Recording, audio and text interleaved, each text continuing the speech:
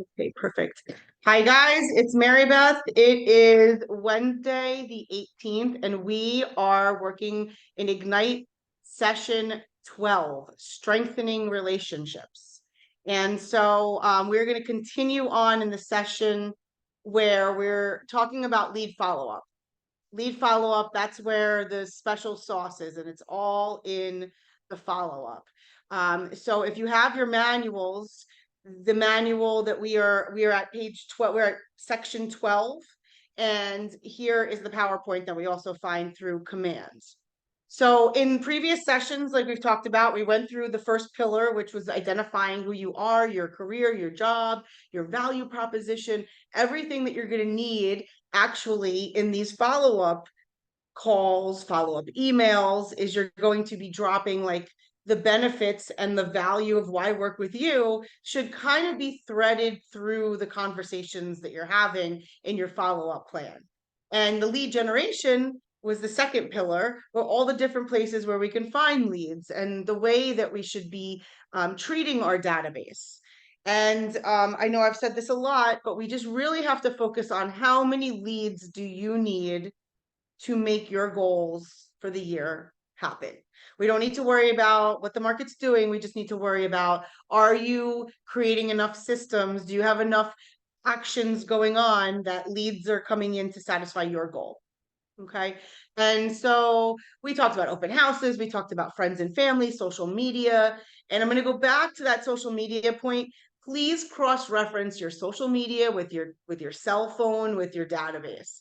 Like, make sure the people that are in your cell phone you also have on your social media platforms, and the ones that are on your social media platforms, let's make sure that they're also in the database. So so that we can gain mind share, which is where we're at now, keeping every lead, following up on every lead, and today it's strengthening relationships. On Monday, we roll into specific buyer and seller pre-qualifying sheets. So Monday's session, I really would love for everybody to be full force and willing to play. I'd like to put you in breakout rooms so that you can practice what the lead sheet might sound like when you call a seller or you talk to a buyer and you're not nervous about going through the lead sheet. So Monday, we're definitely going to be doing some role play. And then we're going to go into the next part, which is going to be really the tactical stuff of the transaction. And that will start next Wednesday. And that will take us through to about Thanksgiving. We're going to finish up the transaction aspect of the class. And so establishing the mindset is extremely important. I think that in every class that we've gone into, mindset has been a big part of it. You know, what you believe you can achieve. And it's so true. You know, if you're nervous about something and you actually like break that ceiling and you do it, like here's an example. You know, I had a friend of mine right here when we were in the island, uh, kayaking. I said, we're gonna go kayaking. And she doesn't swim. She doesn't swim in deep waters at all. And I didn't really tell her how deep the center of the channel was. But once she got into the kayak, she started to panic and she's like, I can't do this. There's no way I can do this. I'm like, you can do this. Once she was able, I said, just focus on me and just stay close to me, and we're going to keep rowing, and we're out there. The minute she got to the other side and she could look back and go, wow, that was not bad. She was like, let's do it again. Like, can we go kayaking tomorrow? Can we? Right. So it's the same with a lot of our activities. We're nervous about maybe doing something that we don't normally do to lead generate or to follow up, or something at our open houses, or even just in video form. Like, I don't know, I've never done a video birthday wish. Like, how would that sound? I don't know, try it. You're going to have to get uncomfortable to grow. You have to get, what was saying, you have to be different. First, you got to get different to get better. There's some book that Diana Kokoska just wrote. So get it. It's called Different to Get Better. Anyway, so establishing the mindset's so important with everything that we do. And then after we establish the mindset, it's identifying the goals in what we're doing, devising the plan, and then we'll finish off with the recap. And in this session, we talk about MOFIR. I want you guys to get familiar with the name MOFIR, MOFIR. That's where we'll spend the bulk of the time on this. So Gary Keller says, know that growth comes from clarity, priorities, and focused action. Clarity, priority, and focused action. And that actually leads me to something I wanted to show you right out of the one thing. Okay, so for those of you, I like to give you little tips and stuff, right? The onething.com, free resources. You can jump on here on the podcast, and then you get all sorts of really cool stuff. But one of the downloads was the figures from the book. This is exactly what Gary's talking about when he says, know that growth comes from clarity, priorities, and focused action. We only see, oh, so-and-so's making lots of money. Oh, looks like so-and-so's doing really great. Or, oh, wow, you know what? So-and-so's really out there working. I mean, I see them listing, I see them, they're busy. We don't see what's under the water. And under the water is what we've really been talking about up until now. Like the purpose and the why has to be your foundation, what you go back to say, okay, why am I doing this? Okay, go back to my purpose. What was I here for? And then prioritizing, that's where things start to happen, because we talk about how everything has to happen in the day, but they're not all equal. If we treated everything equal, we wouldn't get the most important things done. We wouldn't move the needle like we could. So in your day, please don't think that you have to get everything done. You just need to get the priorities done. And so if you're struggling, you feel like you're very busy, but nothing really seems to be moving, I would assess your calendar. I would assess your week and say, where am I spending time that is literally not in one of the priorities and moving the needle? And then just stop doing it. Just stop it. There's actually a funny little clip on that. Stop it. Just stop it. Just stop it. Just don't do that. Stop it. No is an actual full sentence, no period. You can say no to things in order to say yes to other things. So we've beat the dead horse on this one, right? Leads versus contacts. What do you consider a contact? Two-way conversation. A lead, hey, Yolanda, go call this person. They might need to do something. Hey, Kristen, so-and-so might want to buy something. But you didn't connect yet, so they're a lead versus a contact.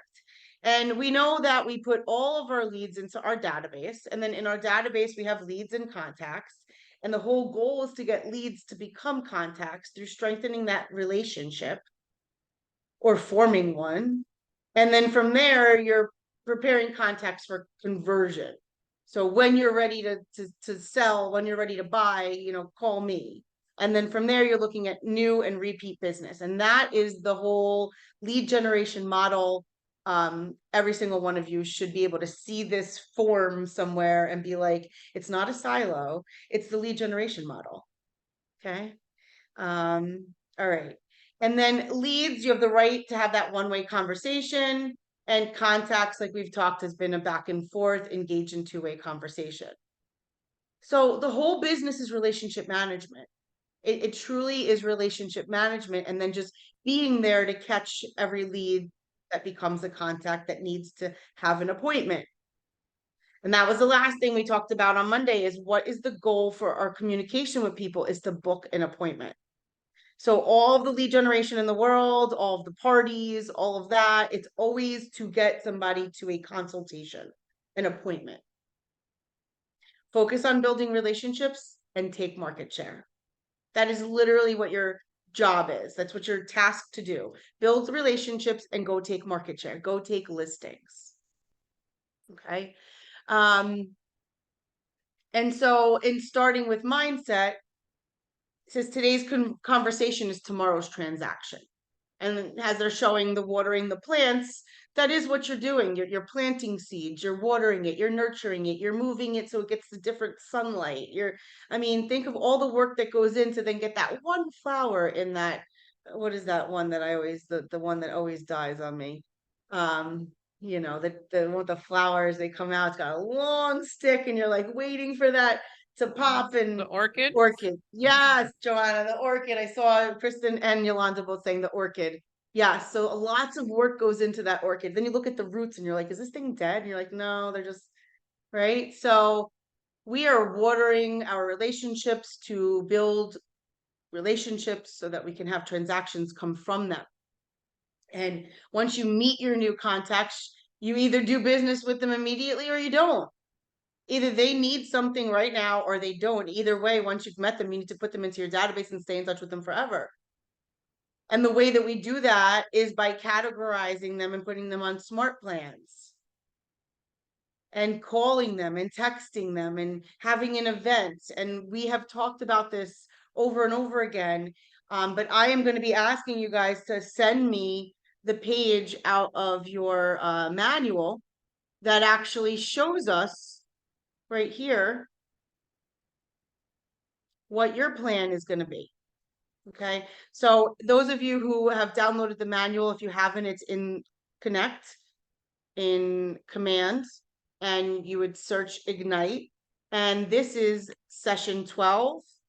So it's 12.7, page 12.7. This is a great one-sheeter for you to print out. We talked about this last week or last session. What could we call people about? We talked about what could we text them about, January, February, March. So I am asking you to take this one-sheeter and I am asking you to fill it out for your own personal business. I'm willing to take a look at it, give it back to you, give you my suggestions. But once you have this down pat that, listen, my first phone call of the year, it's a happy new year. It's, hey, what's your goals this year? You have any real estate goals? That is the phone call. Maybe phone call 2, it's somewhere in like March. Hey, we're looking for inventory. Do you know anybody that's looking to list? Because that is the prime time that everybody's looking to list. Then maybe call 3 is something in the summer. Maybe call 4 is around the holidays. But I want you guys to put a message to those calls so that there's no question as to what you need to do. You just need to open up your database, go through your database and start making the calls. Put them on the smart plan and it's going to tell you when you got to make the calls. If you don't have them on the smart plan, I will highly encourage you to at least then call 2 letters of the week. Call 1 letter of the week. So those of you who know about the DTD2, DTD2 is do the database 2. And do the database 2 is calling 2 letters inside your database, 2 alphabetically organized last names starting with A, B, C, D, 2 letters a week. So essentially, if you call 2 letters a week, you get through 26 letters in 13 weeks. And 13 weeks happens to fit into the year 4 times perfectly. So if you really followed that DTD2 plan, when somebody says that and you're like, what the hell is that? It is literally calling 2 letters of the week inside your database with your message. So if you had that sheet, okay, what call are we doing? We're doing call 1. Okay, well, this quarter, this the next 3 months, you're going to call 2 letters a week and you're going to give them the same exact conversation. Then the next quarter is going to start over again. And if you're organized properly in your commands, it will bring the same people back up that next quarter. Now you got to go back and call them again. If you don't want to work that way and you want to do it yourself and you work out of whatever data, it doesn't matter. Just find a way to print yourself all of the A's, all of the B's, all of the C's, whenever it is that week. Now, back in the day, we didn't have the DTD2 when I was selling, like the first time. So I was coached by a MAPS coach. MAPS is Mega Agent Productivity Systems. It's our coaching arm with Keller Williams. I was coached by a MAPS coach always. And their suggestion was call 1 letter of the week. Just start with A. Start with A on Monday. And if you just do 1 letter, you're going to get through it 26 times, 26 letters. You're going to get through it twice a year. So if it sounds like too much for you to call 2 letters in your database every week, start with 1 letter in your database every week. And just A. Then next week it's B. Next week it's C. Just what week are you in? If you have a farm, I would encourage you to have a street of the week. Maybe there's 12 streets in this little neighborhood that you like to farm. Every week would be a different street. Street of the week. Street of the week for me was on a Wednesday or a Friday. And letter of the week was on a Wednesday or a Friday, depended on what was going on for the week.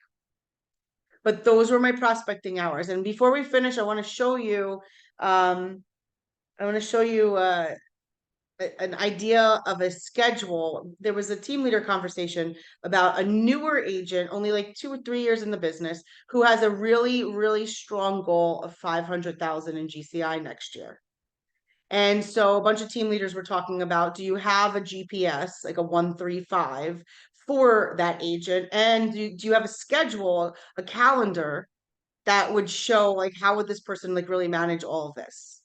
And so there's a really great calendar that shows how would somebody go about intending on making 500,000 next year just by organizing your lead generation and committing to it. So in New Jersey, it's a whole lot easier than in this area of Texas that they were talking about. So I'm going to encourage somebody to go do it. Maybe I'll do it. All right. So going back into there, I was just showing you that page 12.7 is what I would like for you guys to create for yourselves. We've talked a lot about different ideas. Commit to yourselves, 1 event, 2 event, and then this is just giving you 4 direct mail items. 4 direct mail items could be beautiful brochure of everything you sold. It could be just on an 8 by 11.5. I mean, 8.5 by 11. It could be a trifold. It could just be a postcard. It could be a letter on linen paper. It could be a handwritten note. So you get to decide what your plan looks like. Because once you've met them, you put them into your database and you stay in touch with them forever.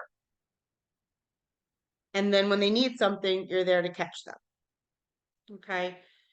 So in identifying your goals, lead generation, follow-up transaction, we have that lead conversion, right? We're following up, how do we move them to appointment? How do we move them to wanting to work with us? So converting leads, here's what it comes down to: staying top of mind, getting that mind share. You know, when we think about some, think about some brands that you can easily, if I say the swoosh, what am I saying? Like, what brand? Swoosh? Nike, right? Nike or Newports? Nike. I used to be a Newport smoker, so and when you could, they have a little game about it. You could go on and look at the little emblems and go, oh, I know that that's Crown. Oh, I know that that's the Rolls Royce. Oh, I know that that's the Ritz Carlton. We know the ones that they're marketing to us that have caught our mind share. We want to be that for our database. So staying top of mind is our job. It's not their job for us to stay top of mind. It's our job.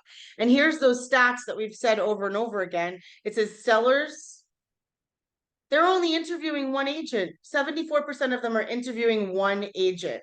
15% are interviewing 2. So the chance that you have at setting an appointment, going over to a seller's house, 75% of the chance they're going to list with that 1 agent. So getting to the table is 75% of it. Buyers, same thing, 75%. They need an agent. Why don't they buy with you? Because you dropped the ball. You fall out of relationship with them because maybe they're thinking you're the problem because they can't get a house yet. Now, we know that you're not the problem. The market is a challenge with inventory and interest rates and the amount of buyers that are out there all fighting for the same house. And yet you may have to do some digging, guys. There are listings that are sitting out there. I was on another coaching call yesterday or Monday. Go back in the MLS and go and see what houses have been sitting on the market for 90-day on market or more. If you're looking for buyers, go back and look at those houses and see, maybe they'll take an under asking price. And so that's just a little bit when I say is, why would you lose a buyer in this market? 75% of them say they're going to work with you once they meet you. It's just, are you servicing them? And in a market like today, it could be challenging. And we'll dive into that a little bit more next week with the seller and buyer conversations. But we identify the goals. We convert contacts to close business. We remain top of mind, and we leverage mind share for referral business. It's a lot easier, guys, if you were to make one of your calls. I'm not going to call Yolanda and say, hey, Yolanda, do you need to buy or sell or invest in real estate? If I call Yolanda and say, how are you? Oh my God. Hey, who do you know that I should be talking to that I could potentially help this year with the real estate goal? Now, if Yolanda needs it herself, she'll go, oh, I was in the market. But it's a lot easier for a lot of us to make that call and deflect it, not like directly ask Yolanda for the business, but to ask Yolanda if she knows anybody because she wants to help me, right? Right. So that's where I would also encourage some of you, if you're not comfortable with this direct, like, hey, who could I be helping? I mean, do you need help with selling, buying, or investing? Just kind of go the back door route. Hey, who do you know that I could be? Hey, maybe somebody from church, maybe somebody from work, maybe somebody from your husband's work. No, nobody. Okay. You know what? If you know where to find me. But leverage mindshare for referral business. Don't just think that people are not going to be buying or selling in the next 5 years, so you don't have to talk to them about real estate at all. Even those people who are not buying or selling ever, because like grandma's going to just stay in that house until she's got to go with the Lord.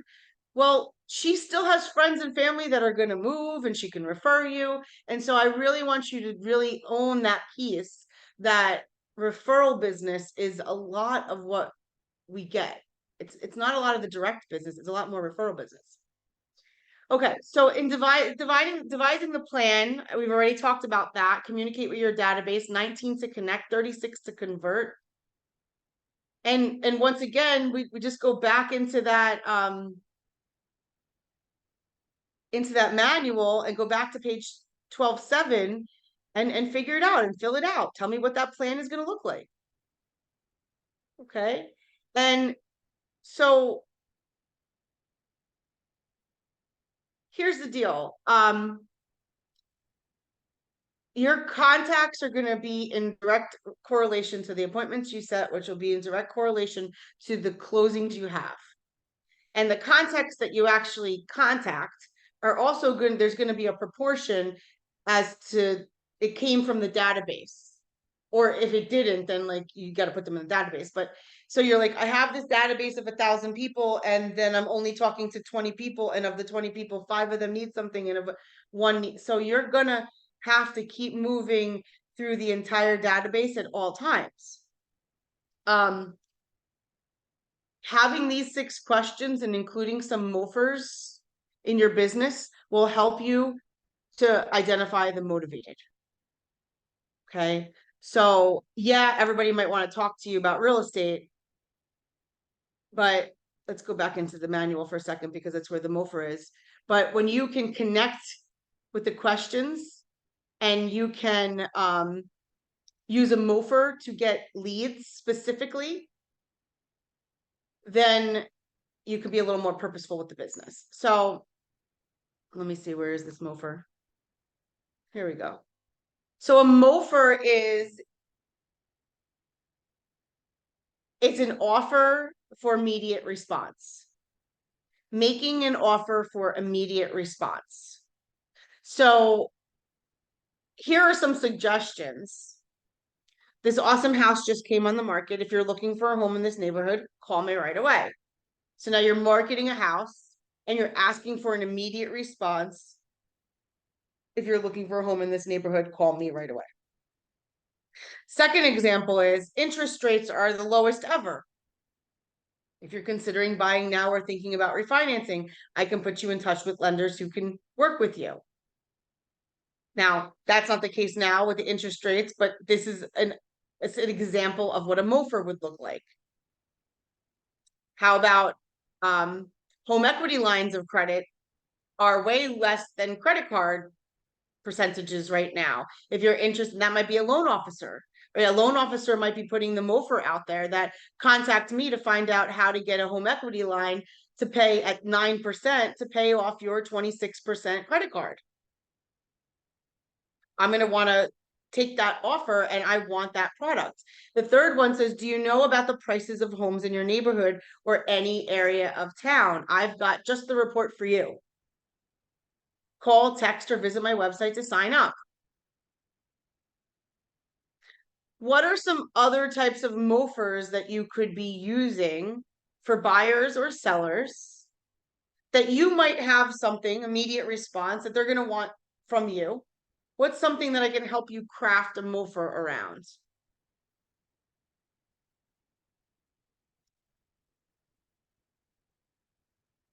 Has anybody ever thrown a mofer out there? This is the first time you're hearing mofer. And it's a kind of funny word, but all right. Even as a team leader, for me, to attract an agent to want to consult over their business, they might need to see something out like, oh, I want that. So here, get your complimentary business plan outline with your GPS to show you how to accomplish your goals in the next 12 months. Click here to receive a free report. For you as agents, some of the things that I think would be helpful would be, well, like Motion City has their how to prepare the house. There's also, there's something I have, which is 117 things we do to get your home sold. I'll go ahead and send that out to you guys. But would you like to receive the 117 things that we do to get your home sold in today's market? Click here for that report. And then it's a list of, and yes, would you just give them the report? Yes, you would. But you would give it to them because that's what they clicked for. But now you've got some back and forth with them.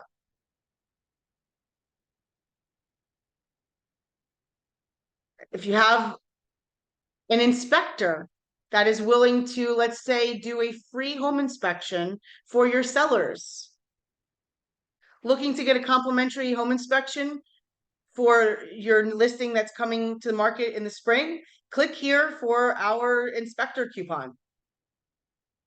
And there are plenty of inspectors that want your buyer business that will give your seller, your homeowner, a little pre-inspection for free so that you can say this house has already been inspected and that there's no problems and we're selling as is. How about for sellers, something I just ran into, everything you need to know about getting a certificate of occupancy in your town. Click here. Now, every town is different. Some towns don't have one. But when they click here, there's going to be a place where they fill out their town. So now I know what town they're in. I can go and look and I can let them know, hey, here's all the forms that you need. And I would do it right away because they're backed up a little bit. Or you might find out that you don't have a permit for something, which is always the fear. Our closing was pushed, for a full week because of that.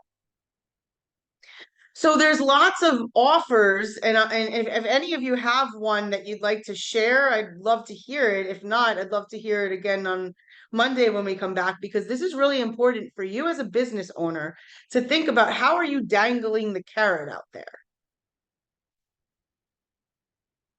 I remember there was a time where we used to have the Best Buy list. Best Buy. You want the Best Buys in the neighborhood? You want the Best Buys in the county? Click here to get on my Best Buy list. Which means every week I'm just going to be shooting out one house that I think is a Best Buy. It's a Best Buy for the kitchen. It's a Best Buy for the price. It's a Best Buy for the neighborhood or the area. But for that town, that is a really good buy, right? You guys know that stuff. That's not stuff that they're going to find on Realtor.com or Zillow. Right? Everything is going to look equal on those kind of platforms. They're going to even look better than they really are. But you, as the professional in the area, will be able to give them your Best Buy list every week if they're looking for investments. Are you looking for my multifamily list, my off-market property list? Are you looking for whatever? Those are all ways to dangle a carrot, and you can do it as a post. You could do it as a text. You could do it as an email. You could do it as a letter in the mail. You could do it in so many different ways. One letter that I want to share with you guys, which is an offering letter. One of my friends, Marissa from Florida, she has an offering letter where she sends this letter to absentee owners. So how would we find absentee owners? Well, one thing is you talk to your Movement Mortgage team. You can ask them to run you a report on absentee owners in a certain area. That's your easy button. If you want to do the digging yourself, if you have CJMLS, you have Remine. If you have Remine, you have everything you need right there. If you have MLS, you have RPR because that means you are a realtor. And in RPR, you can find information there as well. And then you also have Realist because you're all part of Monmouth MLS. And in Realist, you also have the ability to do a search and look for absentee owners there as well. So absentee owners, what does that actually mean? What does it mean if somebody's an absentee owner? What does that mean for the property, guys?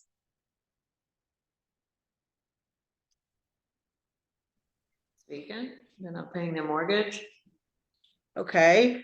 Or who's living there? It's not vacant. Somebody else is living there, which means they are not. Yeah.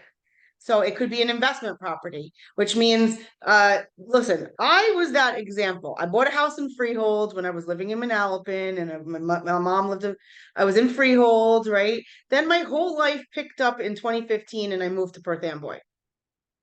Well, I didn't want to get rid of the house because guess what? The house wasn't worth what I paid for it, and I wasn't really ready to take a haircut on it. So I left the tenant in the property. When I put a tenant in the property, did I really want to be a landlord? No, I did not. And I definitely didn't want to be a landlord living in Perth Amboy, which is like 40 minutes away from Freehold, where I can't even see the property. So I got people taking pictures of my property with my door hanging off, like, Mary Beth, what is going on with your property? I'm like, oh my God, sell that damn thing. Right. So that is what happens when you find absentee owners, especially if they only have one investment property, they weren't really looking for it. They just happened to keep it. Or they got married, right? They got married and like the husband and you get and so one of those properties become an investment property. Those people are, when you look at tax record, they'll show up as absentee owners. So with absentee owners, here's the truth. They can sell it. I wanted to sell it. I wanted to hit the easy button. If an agent had marketed to me and said, hey, which they were, which is why I got thinking like maybe I should sell it. So one is, hey, we can sell your property, but we're not going to put that as the first offer. The first offer is what? We can rent your property out. If you're looking to get new tenants, we rent property out. We see that you're an absentee owner, so we also do rehabs on the property. So if you need any work done, we have a construction arm and we can do that for you. Right? So we can rent your property out, we can fix your property if you want it. We have a mortgage partner that also can do a home equity line of credit if you'd like to pull the equity out of the property. So there's 3 things that you can do that I essentially really make no money on. And then the fourth one is Mr. Homeowner, Mr. Absentee Owner. Maybe you want to sell the property. And if you want to sell the property, we can also sell it. But guess what? We're local investors. So if you're interested in selling it, we'd like to give you an offer. So that is an offer letter. If you were to create a MOFR around that, I would say you send it to absentee owners. Would you like to know how we service owners that don't live in their home but still want to keep the property, aka investors? Email us for our list of services that we provide for absentee owners. That would be a MOFR. Now I'm replying, but understand a MOFR is going to be for a specific audience with a specific message. It's not for everybody. So when you're crafting a MOFR, you can't think about, oh, well, is that going to, so-and-so isn't going to really respond. No, it's okay. It could be 20 people that you're really looking to MOFR out to get the response of a few.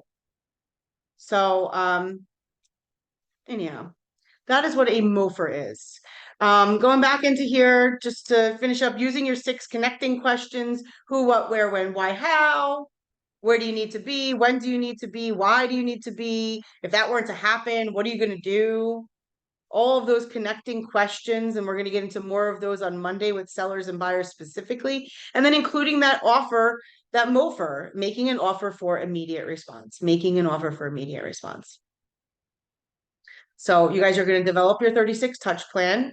Like I said, that's on 12/7. And then here's what you need to do is, it's here. When you take a look at, once you've decided on all of your touches, okay, goal setting to the now. You're going to calculate the number of telephone touches based on the number of contacts in your database. So if you were to say to me, Mary Beth, I have 100 people that I will actually call. 100 good people. I'm going to call them 4 times a year. So you're going to put 100 times 4. That means you need to make 400 calls a year. Divide that by 12 is 30 calls a month, 34 calls a month, 32 calls a month. Divide that by 4. Now we're talking about, let's say 36 divided 9 calls a week. And now divide 9 calls a week by the day. So you're talking about 1 call a day, 2 calls a day. If you have a database of 100 people, that's what we're talking about. We're talking about 2 calls a day just to keep that plan going. So if you've got those 100 people organized, those 100 people should give you 10 transactions. By that activity alone, you should be able to generate 6 figures by just calling 1 to 2 people every single day and having them on the touch plan, putting them on the smart plan, putting them into, inviting them to the event, having those 4 calls and having those 4 mailers. But basically, if you told me you had only 100 people, 100 times 4 is 400, divided by 12 is about 30. We're talking about 1 to 2 calls a day. If you have 200, we're talking about 2 to 4 calls a day. Guys, this is not so crazy. But we get like, oh, I'm gonna go do this ad, I'm gonna go do this open house, I'm gonna go over here, maybe I'll try this. It's literally take the people in your database and love on them. And just love on them. Okay, so let's go with some ahas. Like it's kind of simple, but it really, I'm gonna leave you with this time. Those of you who usually are here till 7:30, I would say use at least the next 20 minutes to take a little look at that page 12.7 and see if you can throw some things on the paper. Make your plan for the year. But so let's hear 2 ahas and then we'll get you out of here super early today. No, not all at once. Hold on. Hold on. I can't take it. No, really, come on. Okay. I love the 36 touch plan thing. I never saw it written out like that for us to come up with a schedule, and I'm excited to do that. Is that the plan for every single contact that goes in your database? That is the plan for, it should be for every single contact, but I would start with your Mets. I would start with your like close people closer to the center of the circle. But yes, it is supposed to be for every single contact that goes into the database. Okay, thank you. Yeah, you're welcome. Let me see this. So, okay, I need another aha. And I'm looking for something for you guys. So go ahead, somebody give me your aha. And it could be anything that you're even dealing with right now in the business. It doesn't just have to be what we're just talked about.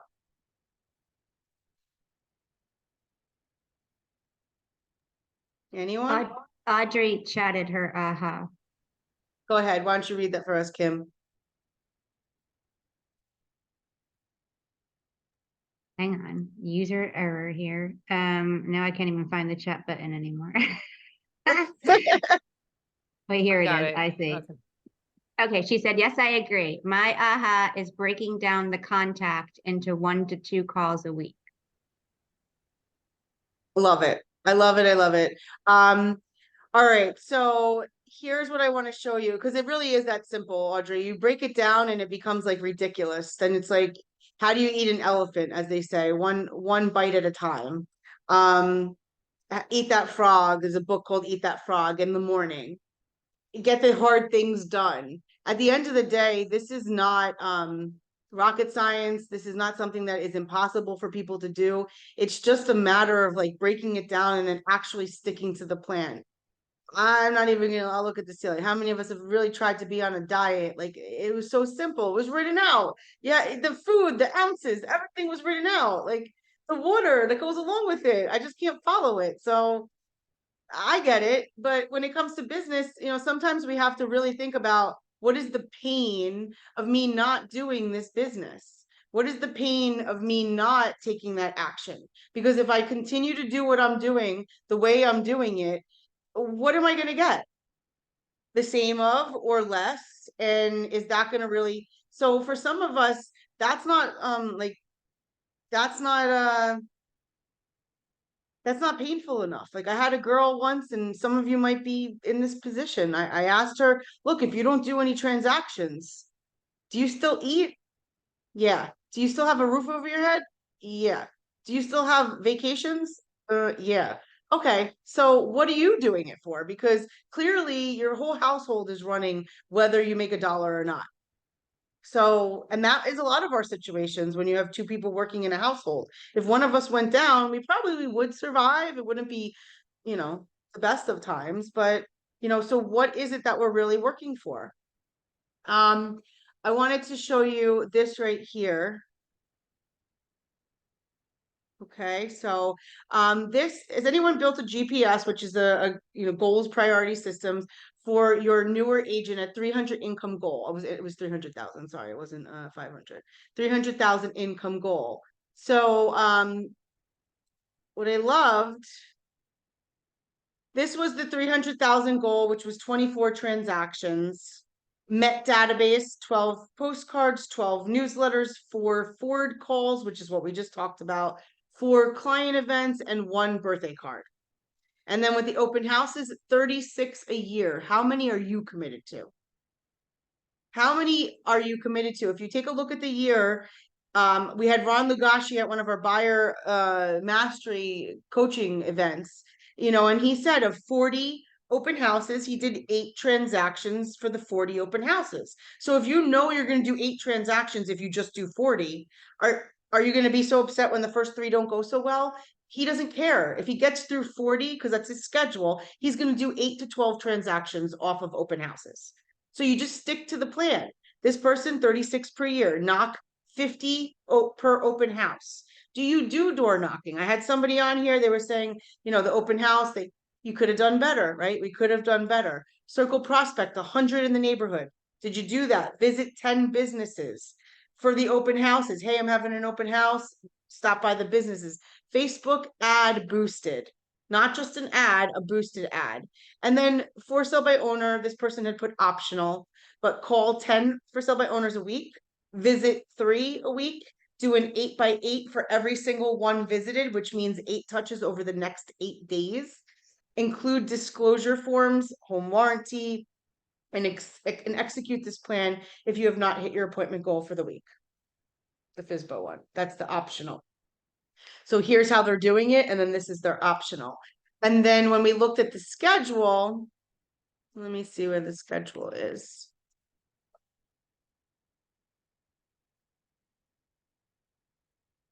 Right here. Sunday, neighbor only open house, 1 to 2, open house, 2 to 4. Okay, that 1 hour is for those neighbors. It's the VIP open house.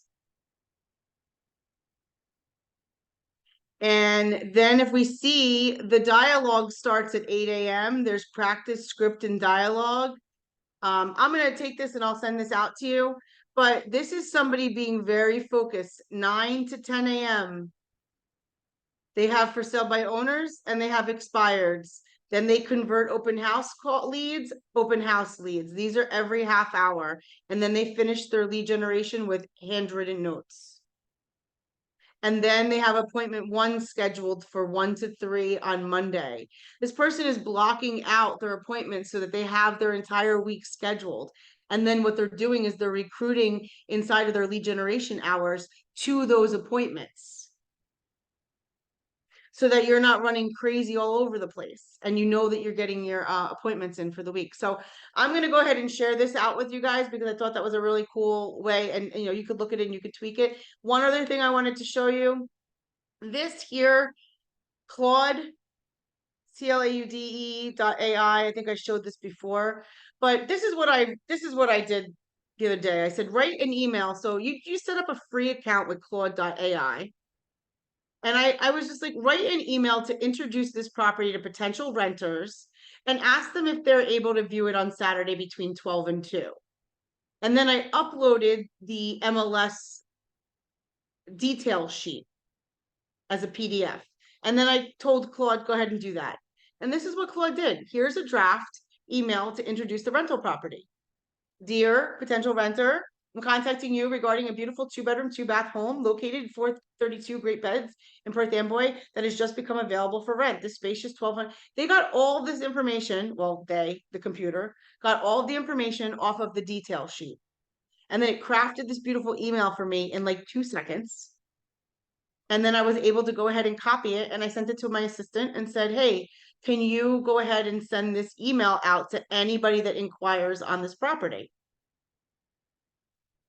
So I was a little apprehensive about using that kind of like computer, but sometimes I'm like, I don't know what to say. I don't know how to say that. Like, what would be the right way to, and that Claude guy, he's been able to help me with quite a few things. So I just encourage you to set yourself up with one of those AI accounts. Claude, CLAUDE.ai.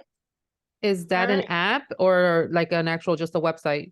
Like a It's just a web address? website. I do think that there's an app that goes along with it, so it's easier just do it from your phone once you're comfortable with it. But I just went on right now, go Claude.ai and set yourself up, maybe link it to your Google account and you're good to go.